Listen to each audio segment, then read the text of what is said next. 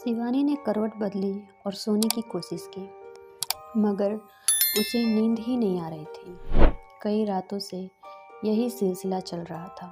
वो रातों को चैन से सो नहीं पाती थी। उसका गला सूख रहा था।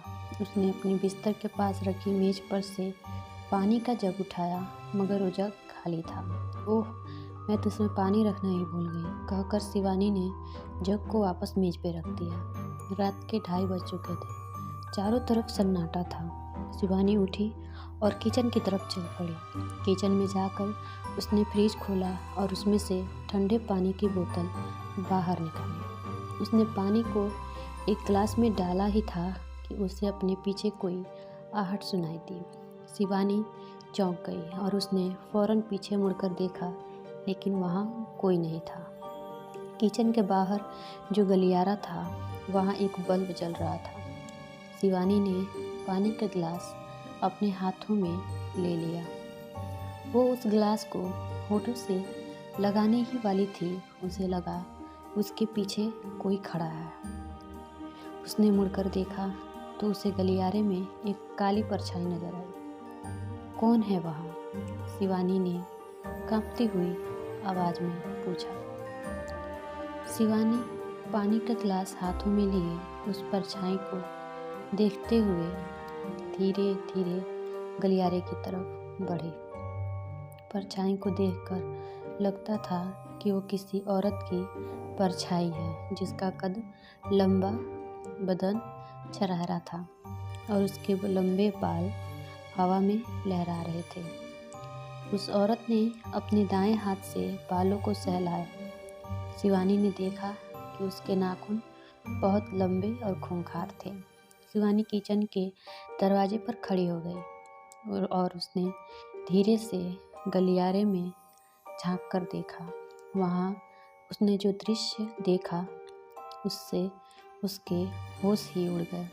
गलियारे में कहीं कोई नहीं था, लेकिन फर्श पर एक परछाई नजर आ रही थी, एक खूंखार काली परछाई। शिवानी बेहोश होकर फर्श पर गिर गई। राशि बेटा उठ, सरस्वती की आवाज़ में घबराहट थी। क्या है माँ? राशि आंखें बंद किए बिस्तर पर ही पड़ी रही। इतनी जल्दी क्यों उठा दिया? अभी तो ठीक से सुबह भी नहीं हुई है। शिवानी की तबीयत खराब है। सरस्वती राशि के बिस्तर पर जाकर बैठ गई। तुझे आज ही केवटपुर जाना होगा। दामाद जी लंदन गए हैं और शिवानी वहाँ अकेली है। तेरे पापा के घुटनों का ऑपरेशन अभी अभी हुआ है और मुझे उनकी देखभाल करने के लिए यहीं रुकना होगा। नहीं तो मैं भी चलती तेरे साथ। लेकिन दीदी को हुआ क्या है? अब तुझे मैं क्या बताऊं बेटा? सरस्वती की आंखें भर आई। किसी की नज़र लग गई है मेरी शिवानी को। केवटपुर में शिव जी का एक बड़ा पुराना मंदिर है। तू उसे वहाँ ज़रूर ले जाना। शिवानी की शादी केवटपुर के सबसे बड़े रईस सिंघानिया परिवार में हुई थी। उसके पति आदित्य सिंघानिया अपने बिजनेस के सिलसिले में लंदन गए हुए थे। शिवानी बड़ी सी हवेली में अपने 5 साल के बेटे आरव के साथ अकेले रहती थी। आदित्य अक्सर यूं ही काम के सिलसिले में शिवानी को घर पर अकेले छोड़कर बाहर जाते रहते थे। शिवानी के लिए ये कोई नई बात नहीं थी, लेकिन पिछले कुछ दिनों से उसके साथ कुछ अद्भुत घटनाएं हो रही थी, जिसकी वजह से वो बहुत परेशान थी। राशि के आने से शिवानी को थोड़ी राहत मिली। उसके कहने पर शिवानी एक मानसिक रोग चिकित्सक डॉक्टर आशा अग्रवाल के पास गई। ऐसा तुम्हारे साथ कब से हो रहा है शिवानी? डॉक्टर अग्रवाल ने पूछा। जी, पिछले 6 महीने से, शिवानी ने सहमते हुए कहा। मेरी सास की मौत के 1 हफ्ते बाद मुझे पहली बार ऐसा अनुभव हुआ है। उनकी मौत कैसे हुई थी? दिल का दौरा पड़ने से। तुम्हारी सास के साथ तुम्हारे संबंध कैसे थे? उनका स्वभाव बहुत विचित्र था। शिवानी का चेहरा उतर गया। विचित्र मतलब?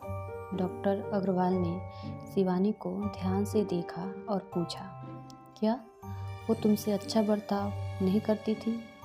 क्या वो बहुत डांटती थी तुम्हें? डांटना तो दूर की बात है, उन्होंने तो मुझसे कभी एक शब्द तक नहीं कहा। शिवानी ने रुमाल से अपना माथा पोंछा। और मुझसे तो क्या, मैंने तो उन्हें किसी से बात करते हुए नहीं देखा।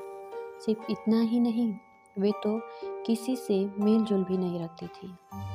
हमारी शादी पर भी नहीं आई, बस एक बंद कमरे में बैठी रहती थी, जिसके अंदर प्रवेश करने की इजाज़त किसी को नहीं थी। केवल एक नौकरानी उन्हें कमरे में खाना देने जाती थी और कमरे की साफ सफाई भी करती थी। तुम कभी उनसे मिलने नहीं गई? डॉक्टर अग्रवाल ने पूछा। एक बार गई थी। शिवानी के हाथ ठंडे पड़ गए थे और वो उन्हें बार बार रगड़कर गर्म कर रही थी। उनके कमरे के दरवाजे पर बहुत सारी ताबीज़ें बंधी हुई थी। मैंने दरवाज़ा खटखटाया तो उन्होंने मुझसे चले जाने को कहा। फिर मैं कभी दोबारा वहाँ नहीं गई।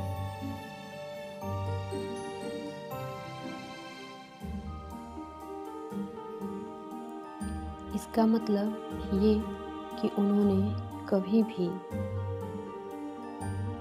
तुमसे बातचीत नहीं की?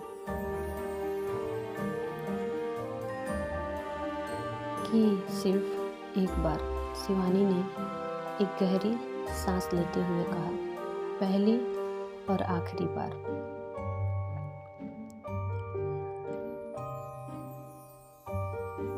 कब?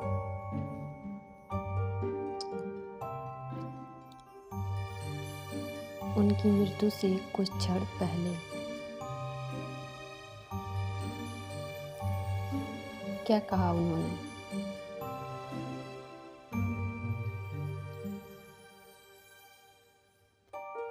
रात के लगभग 2:30-3 बजे होंगे।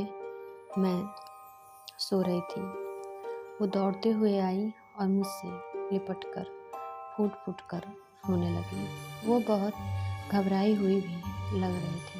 उनका पूरा बदन ठंडा था और वे थर थर काँप रही थी। उन्होंने मुझसे सिर्फ इतना कहा, एक काली परछाई, कहकर शिवानी एकदम चुप हो गई।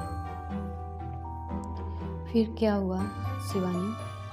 डॉक्टर अग्रवाल ने बड़ी कौतुकता से पूछा। अगले पल उन्होंने दम तोड़ दिया।